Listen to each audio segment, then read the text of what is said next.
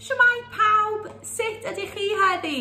Sophie sy'n yma o dîm Sally Holland Comisiynydd Plant Cymru.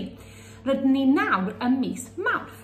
Ac hawl mis Mawrth ydy Erthygl rhif 7. Eich hawl chi i gael enw ac i berthyn i wlad.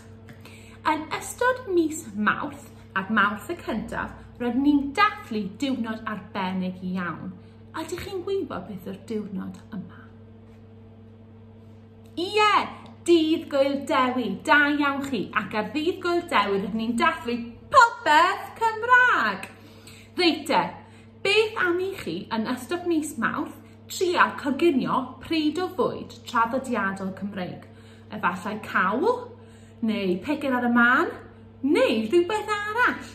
Fi'n credu bydd angen bach o help oedolyn ar gyfer y weithgaredd yma, ond fi'n siŵr byddwch chi'n cael lot fawr o hwyl. Mwynhewch!